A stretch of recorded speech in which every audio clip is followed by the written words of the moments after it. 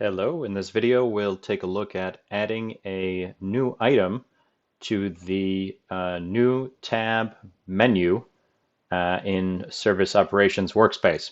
Although this is valid for any of the configurable workspaces in ServiceNow. So what we're trying to do is when an agent clicks the plus sign, we have a new item here called New Critical Incident.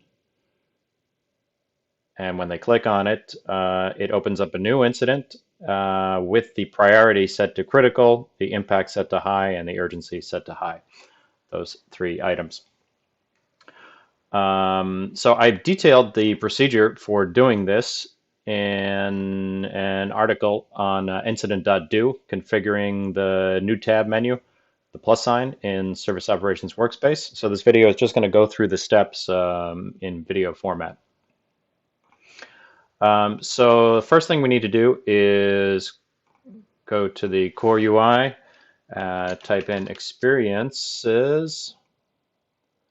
This will bring us to all of the workspaces. And here we'll be configuring the Service Operations Workspace. And now we go down to the UX page properties, and we're looking for the Chrome tab property. Okay, so we see in the value a bunch of JSON. So what I do is, it's a little hard to see in here, so I usually paste it into VS Code. And let's get that down where we can see it. So here is, I pasted it from the ServiceNow field into here. And so you can see that the new tab menu is the main thing. This is an array, and so this is the first one. This is a new interaction. This is the second one, and these are out of the box, a new incident. And this is the third value in the array, the one that I added. And actually, I think I pasted from somewhere else here. Let's had an old label on it. Okay, here we go. So here's the third label. I'm sorry, the third value in there. So new critical incident. The message is where we put the label. And then the route is going to be record. This brings us to the record page. The fields are actually the required parameters for the table. I'm sorry, for the page.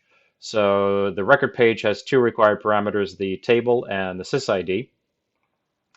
And then we add this extra params, the parameters, to the route info.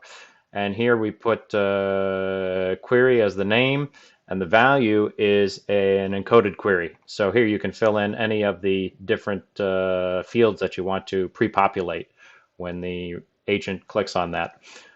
In this case, I did the priority as well as the impact and urgency, because if you only do impact and urgency, it will not update the priority until you save the record.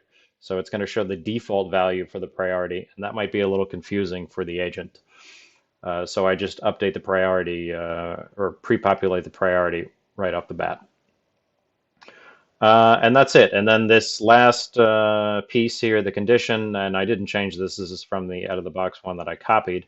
This is just, it will only show up, that menu item will only show up if the user has create privileges on the incident table. So that's it. You paste that value into here. You have to go into the SOW scope, paste that into there, and that's it. When you go back here, you will see your new critical incident menu item.